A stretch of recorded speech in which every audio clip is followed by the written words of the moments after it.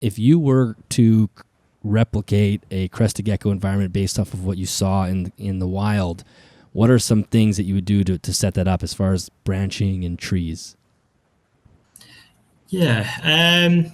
So the environment is very like three-dimensional, and I'll send some videos and some photos and stuff if you want to put this into the YouTube sort of format. But yeah, it's lots and lots of vines and things like that. They're not like vines with loads of sort of moss growing on them, or these sort of swinging vines. But they do sort of connect all the trees in a way. It's very hard to describe, but it's a three-dimensional environment. And the crested geckos, when you see them at night, they are active and they are traversing the environment, and perhaps moving reasonably far distances for small lizards. They don't seem to have this sort of territory that they don't move from. We went back to the same locations several times to find crested geckos, that were completely sort of like undisturbed and stuff, and we still didn't find them. So there's perhaps something in that, and yeah, creating an actual sort of terrarium. I would be thinking of having horizontal sort of branches of different diameters sitting towards the top, depending on what your UV setup is. But it's basically a perch for them so that they can sit sort of in ambush at night and also be reasonably exposed. Some vines to sort of allow them to traverse their environment sort of easily and naturally. We also found that a lot of the trees had like bark that was coming off of the trunk. So whether those crested geckos are using the sort of underside of that bark to hide or not, I'm not sure, but it would be quite an interesting thing that I'd certainly add to my setup if I was to build one. So instead of maybe having these visually appealing sort of hides and hanging hides and things like that, maybe just creating some like a cork bark sort of slab that comes out, and just see whether they use that as a resting point. If the enclosure's large enough, which I do, basically get as big as you can get, like that would be my advice. But then get instead of having these sort of ground ferns that take up a lot of that sort of room at the bottom of the enclosure, maybe try to install a fern within a sort of artificial background, so it creates actually a bit of refuge for the crested gecko without the gecko actually having to go all the way down to the ground. Like, that's one thing that we didn't find, and speaking to Philip and his conversations with other herpers that have been out there, crested geckos are never found really on the ground. I think there is some research to say that sometimes they might nest in the ground on very rare occasions.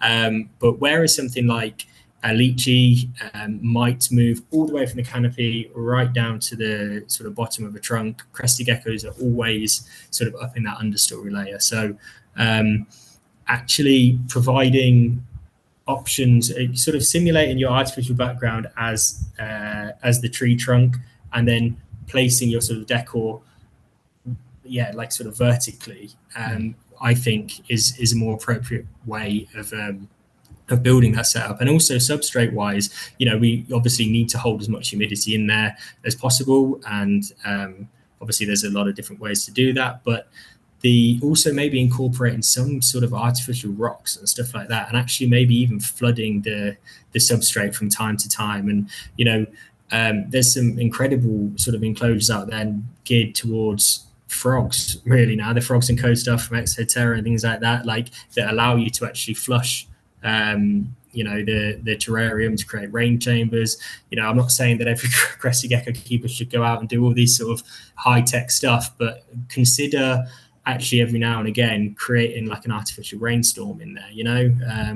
I think that moving water typically is great enrichment for reptiles, and again, it's something that crested geckos will be exposed to very frequently and for large portions of the year in the wild. Yeah. Yeah, I think that's great advice. And I last summer I had redone my Crested Gecko's enclosure for the first time in like a decade, and that was one of the things I did was incorporate lots of relatively smaller diameter branches moving across the enclosure. So it's kind of like this network of things similar to what you're describing with the vines. And he uses it a lot, and it's something that in my mind I wouldn't have done when I initially set his enclosure up. I was a lot, I had way less knowledge because I was thinking, oh, he's not going to use these kind of smaller, more spindly branches, but he does use them a lot. And I imagine in the wild, that's what they use to traverse from tree to tree. So, and that sort of stuff is very enriching, and it's good for their just physical health, right? Challenging them with some smaller things because they're having to climb, different types of branches and whatnot. So sometimes it's good to just really step back and do more random stuff in a way, because that's really what the wild is like. Yeah, absolutely. And I remember actually the first night actually going out and looking for crested geckos and shining my torch into all of these vines and thought, this is going to be a hell of a job. It was a little bit daunting actually, because I thought they actually finding a crested gecko in some of these like complex vine systems would be an absolute mission. But yeah, that is what it's like. Like, it's, again, reasonably sparse, but all well connected. The crested geckos never need to come down to the ground. They're so good at climbing, and they even if you disturb one, it will immediately move towards to climb up the tree and start traversing different ways. Like, I think they are far more calculated with understanding their environment and the way that they traverse it than people give them credit for. Yeah, that's fascinating. In the article that you wrote for EK Magazine, you had broke down some myths that we have in the hobby, that you were able to kind of bust in some ways, just being in that environment. I think we've kind of covered some of them. Is there any other ones that you wanted to mention for sure before I want to talk about the diets as well?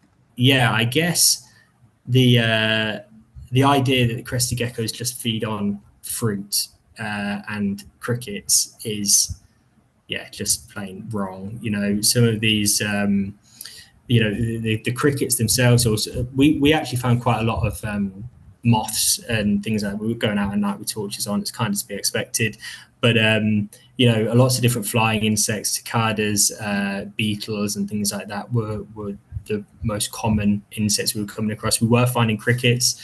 We weren't finding many spiders, and we found a few sort of like caterpillars and worms, but not really very much.